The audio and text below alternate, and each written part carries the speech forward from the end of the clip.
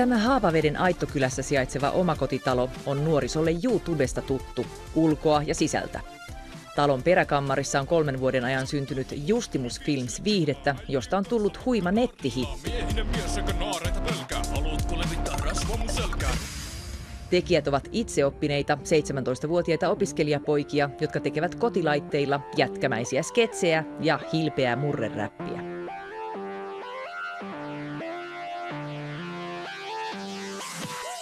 Kuinka monta kertaa näitä teidän videoita nyt on jo nähty? Tänään tuli niin vähän isompi luku täyteen. Nyt on 10 miljoonaa tuli tänään täyteen. Yli 10 miljoonaa katsojaa? Joo. Mistä te luulette tämän Justimus Filmsin suosion oikein johtuvan? Jaa.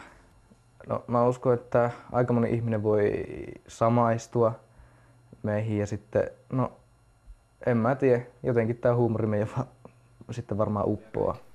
Monista asioista voi tehdä hauskoja juttuja, niin kuin kiusallisuus on hauskaa, pieni musta huumori. Me juodaan ES, lanitetaan koko yö, mikropizza ja hodari, ei mitä muuta syö, pelitaitoja me ihailee miljoonat fanit. Lähdetäänkö ulos? Ei pysty, meillä on lanit. Eniten katsojia on kertynyt juuri tälle videolle. Huhut kertovat, että laulusta on tullut jo lähiverkkopelaajien tunnusbiisi. Laneissa kun on ollut moni muukin suomalaispoika kuin räpin nörtit päähenkilöt Masa ja Teurastaja. Masa ja Teurastaja, niin tämä homma on lähtenyt periaatteessa siitä, että on olemassa ihmisiä, jotka ovat vähän nörtin tyylisiä ja sitten netissä on paljon semmoisia niin sanoja, esimerkiksi tämä virtuaalipippeli ja kaikki nämä on ollut VTF, suhun muut sanonnat, niin sitten niin niitä käytetään siinä hommassa. Kerropa meidän täti- ja setäkatsojille nyt, mitä se virtuaalipippeli tarkoittaa. No, se on ehkä, mitä pitempi virtuaalipippeli, niin vähän sitä koempi jätkä tuolla internetin maailmassa. Miehistä itsetuntoa. Niin. Hapo Hotel Bobby Runen, niistä mä aion räpätä. Ja mun virtuaalipippeli on 5 metriä.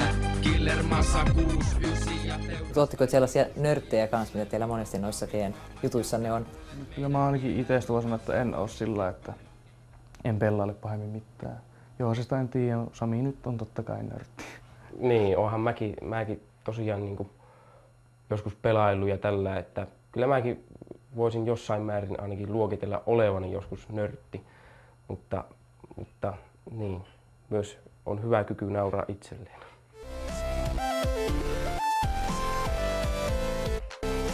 Miten tärkeää tämän Justimus Filmsin onnistumisen kannalta on ollut se, että te teette niin kuin näitä sketsejä ja räppejä murteella ja sitten vedätte huumoria maaseudun syrjäkylillä asumisesta? Ei sitä osaisi näytellä tai mitään, jos ei sitä omaa murretta käyttäisi. Se on sitä meidän huumoria, että tehdään pilkkaa vähän omankinlaisista tyyppeistä, tällaisista juntteista. Asutaan täällä korvessa.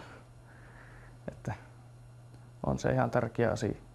Kuuntelet riimejä näiltä sidiltä, kommeita kolleja Lieksan metiltä. Jossain kommentissa oli joskus YouTubessa, että ootteko jotakin juntteja jostain Lieksan metiltä. Niin sitten siitä lähdettiin, että no ollaan sitten juntteja Lieksan metiltä. Pikkupojasta toisensa tunteneet nuoret miehet tekevät rap-musiikin lisäksi nettiin myös sketsejä. Kun Samin kotiväki poistuu maisemista, on hyvä hetki tarttua kameraan ja päästää luovuus irti. Mä en kyllä tiedä oikeasti, mistä sä pääset pois. Ei me oikeastaan mun mielestä mitenkään niitä erikseen mietitä, että ihan siinä paikan päällä vaan improvisoidaan tämän kameran käytön kanssa. Että kaikkia niin esim. Kolmijalakkaa pyritään käyttämään mahdollisimman vähän, sillä se on niin tylsä ja ankia, kun se kamera on vaan siinä paikkoilla. Ja meillähän ei ole mitään kuvaajaa erikseen, että me kuvataan niin kolmisten vaan aina yksi kuvaaja. Ollut ruokaa, juomaa, ei ole mitään mukaan. Jorma Reino ja Fabio tulevalla taannuima rantoja. Kuka teillä ne laulut tekee ja sanottaa?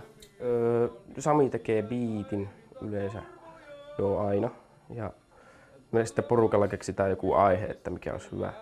Ja sitten jokainen saa niinku keksiä se oma verseen siihen, että mitä haluaa räpätä. Kereiska, uhkea uros, ikä 42, olen Karvonemisen pidä saunasta ja mitä vaaloitte mun vyölaukusta. Tuleeko tällaisesta verkkosuosiosta paineita? Voiko tällaista harrastusta nyt enää yhtäkkiä lopettaa? Ei tästä nyt silleen paineita ainakaan pitäisi ottaa, kun mehän ei tästä rahaa saa ja tehdään ihan vaan omaksi iloksi ja muiden iloksi. Nyt se lähtee. Niin toistaiseksi ette saa tästä rahaa, mutta huhut kertovat, että pääkaupunkiseudulla joku tuotantoyhtiö on ollut teistä kovastikin kiinnostunut. No, se on semmoista juttua, mitä en vielä suostu hirveästi kertomaan. Ollaan kävästy ja ollaan puhuttu, mutta ei mitään suurempaa ollut. Nimiä ei ole vielä paperissa. Ei ole. Nyt pitäisi keksiä sitten sanoja, jos meidän aihe on julkikset. Jos me voitaisiin olla me ollaan justimukset, mutta meillä on noussut täysin kusipäähän ja me ollaan semmosia kunnon. Se oli kyllä ihan hauska, ihan niinku for real. Niin. No on Justimus Sami ja on erittäin komea. Julkisuushan se vain on mun juttu. Karikatonenkin kalpenee meitsin rinnalla. Medi. Mut mikä sun haave olisi, että jos Justimus Films pääsisi tekemään TV-ohjelmaa vai haluaisitte pysyä netissä? Oishan se ihan mukavaa sekin, kunhan ihmiset ei käsitä sitä väärin, että me oltais niinku sell-outta ja tehdään telkkarijuttua, kun kyllä meillä on aina sama huumori ja sama aitous tässä, vaikka me tehtäisiin mihin YouTube-pohja pitää aina kuitenkin. Mitä tarkoittaa sell out?